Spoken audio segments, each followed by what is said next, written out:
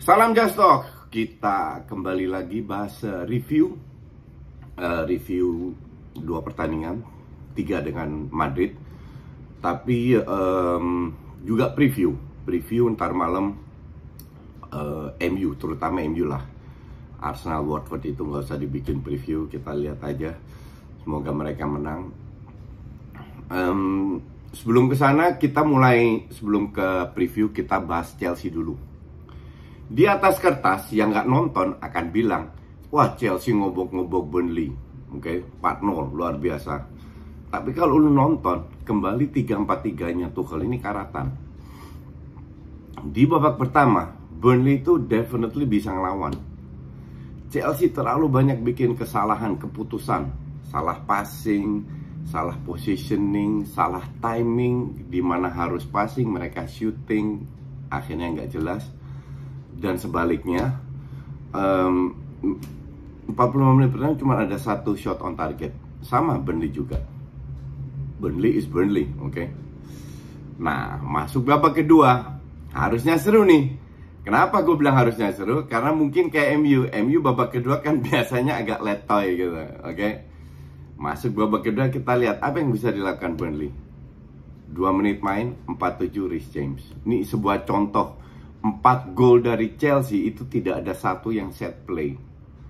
Itu semua berkat ya skill individu, peluang, sedikit peluang, efektivitas tinggi. Di babak kedua 4 shot on target, 4 gol.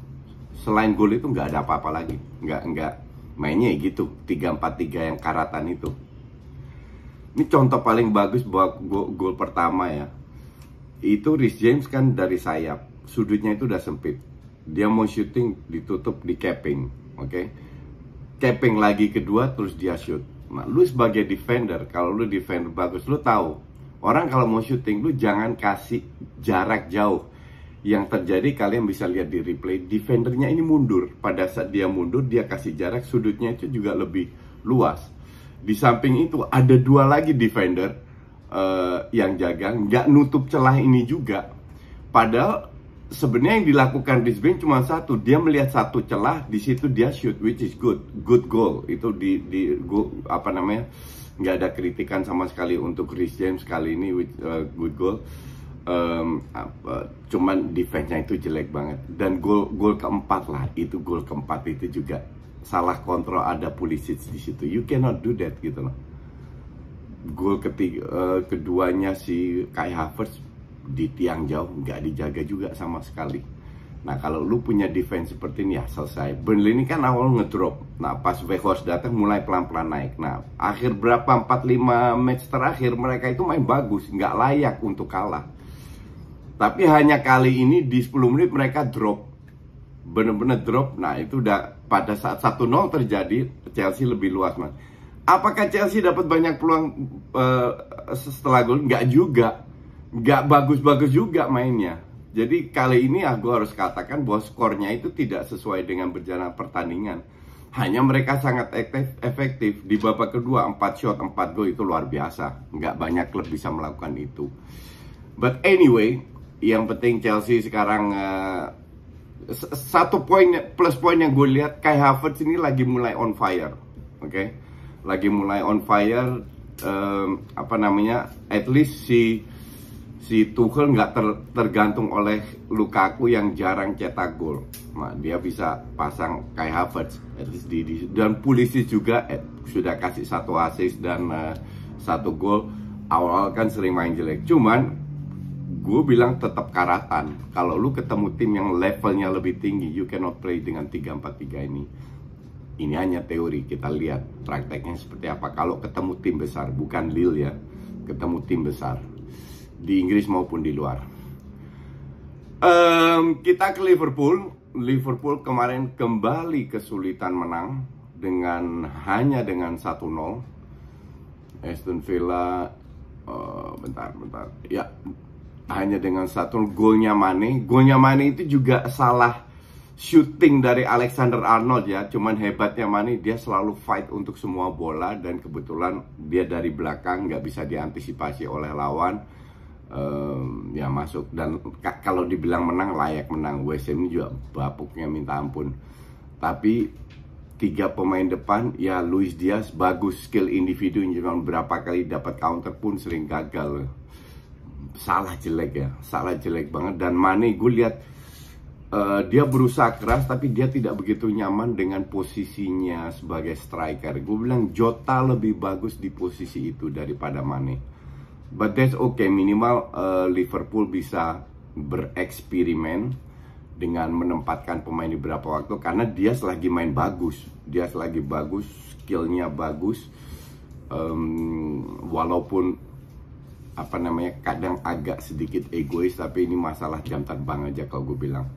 Salah yang jelek, tapi ada that's okay. Sejelek-jeleknya Salah, dia dapat 1/4 peluang tetap bisa cetak gol, layak menang ya. Ini gue lihat match kemarin itu sama, nggak jauh beda dengan Liverpool lawan Burnley, dimana juga cetak 1 gol. Golnya nggak spektakuler juga, lewat heading, terus kembali lagi baru di shoot oleh Fabinho kalau nggak salah. Tapi ya yang penting sekarang untuk Liverpool adalah di Liga terutama mencari 3 poin dulu, karena dengan ini Liverpool bisa mengikuti City yang ntar malam ketemu dengan Man United. Madrid juga menang. Madrid ini contoh bagus. Kemarin ketemu dengan Sociedad, di mana Sociedad main bertahan, unggul lebih dahulu. Kemarin itu menunjukkan bahwa Real Madrid itu bisa main bagus, terutama golnya Asensio itu kerjasama yang luar biasa. Walaupun kalau defendernya bagus sih, Carvajal nggak boleh kasih passing kayak gitu, tapi finishingnya bagus. Dan belum, kalau golnya Camavinga sama Modric itu kan lebih skill individu ya, shooting dari jarak jauh. Tapi untuk gue, kalau Madrid mau bermain bagus, ketemu tim bertahan ya, they can do that, karena mereka punya kualitas seperti itu. That's why gue bingung, tim kayak Madrid ini main bertahan itu nggak masuk akal untuk gue. Nah nanti ketemu PSG akan bertahan di situ, kita lihat. Ntar gue bikin previewnya lah. Sementara Sevilla kembali seri. Kalau Barca menang akan mendekati Sevilla lagi. Oke, seperti yang gue bilang, Barca nggak perlu lolos ke Champions League lewat UEL, lewat UCL cukup. Madrid pasti juara, rank 2 sangat terbuka. Kemungkinan besar untuk gue bilang itu untuk Barca. Tapi kita lihat, semoga ntar malam menang. Kita ke preview Man City Man United. Oke, di atas kertas Man City unggul dari segala segi, tapi itu hanya di atas kertas. Gue kasih Man United peluang cukup besar untuk bisa cetak gol dan mungkin menang. Peluang besarnya itu jelas Man City dari segala segi lebih unggul, terutama dari sisi kedalaman squad ya. Dan kita juga lihat bahwa Man United performanya itu lagi nggak konsisten, jarang mereka main 90 menit bagus. Kalau kemarin lawan siapa Watford atau siapa, main 90 menit cukup bagus, finishingnya jelek sekali. Nah, ntar malam ketemu City, MU itu sering menang lawan City, di bawah berapa pelatih pun. Jadi bukan alasan untuk lihat ranking atau lihat performa MU pasti kalah, enggak, sama sekali tidak. Yang jelas karena ini derby, jadi membuat pertandingan ini akan lebih seru. Nah, Pep sudah bilang kita nggak akan main terlalu terbuka, bahkan dia keluarkan istilah low block. Tapi ya low blocknya City itu seperti apa? Karena berapa kali City kalah lewat counternya MU, Rashford, Bruno. Yang jadi masalah kan Rashford ini lagi jelek banget, Bruno lagi jelek banget. Ditambah ntar kalau gue nggak salah baca berita, tidak ada Ronaldo, tidak ada Varane, tidak ada Luke Shaw, tidak ada ada satu lagi lupa gue. 4 pemain lah, pokoknya nggak akan masuk squad. Nah, Cavani udah fit kalau nggak salah ya, Cavani oke, tapi Varane akhir-akhir ini sudah agak mendingan mainnya. Luke Shaw gue bilang penting, tapi ya kita nggak tahu, masih ada Teles kan. Nah sekarang jadi masalah kalau gue bilang MU ini masalah finishingnya itu buruk sekali.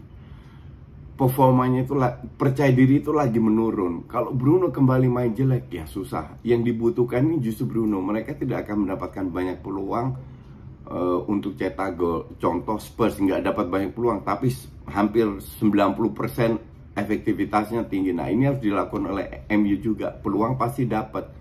Yang jadi masalah sekarang bukan mereka nggak bisa bermain, tapi konsistensinya itu sangat amat tidak jelas. Dan ini nggak ada yang tahu juga. Makanya kalau gue suruh bikin preview MU, ya gimana mainnya? Seperti kita tahu dan gue sering bahas, babak pertama main luar biasa, cetak 1-2 gol. Babak kedua kena comeback. Atau kalau seri main bagus, banyak peluang, egois. Nah, ini yang harus disingkirkan. Dan ini yang gue belum lihat, ini Rangnick belum mampu mengatasi adalah man management, yaitu menggeser atau merubah karakter pemain untuk tidak terlalu egois. Coba lu cek statsnya MU, selalu shotsnya di atas 20. Yang on target berapa? 1, 2, 3. Sangat amat sedikit. Kenapa kalau lu udah tahu begitu, kenapa tidak main bikin banyak kombinasi? Kita tahu lah pemain kayak Sancho gitu, Rashford sering pakai kacamata kuda. Makanya gue bilang mending masukin Elanga. Elanga mungkin secara kualitas tidak sehebat Sancho atau Rashford, tapi ini anak bekerja keras dan selalu ada kontribusi. Kalau gue bilang mending pasang 4-2-3-1 dengan 2 DM, bukan nggak sama Fred, tapi ya Fred masih bisa lah, tapi lebih Fred sama Matic atau Fred sama McTominay, atau Matic sama McTominay. Matic harus main, dia lebih ke balance karena dua pemain ini, McTominay sama Fred, lebih sering ninggalin posisinya. Kalau Matic itu lebih kayak Busquets, cover untuk balancing ke depan ke belakang dikit, tapi tengahnya antara serang dan bertahan itu ke cover sama Matic. Arsenal main jam 9 lawan Watford, ya harusnya menang ya. Kecuali mereka main hancur banget, tapi ya kita lihat. Sama Barca harus menang lawan LC untuk agar bisa mengikuti memperkecil jarak dengan Sevilla. Oke, kita tunggu previewnya, reviewnya besok ya.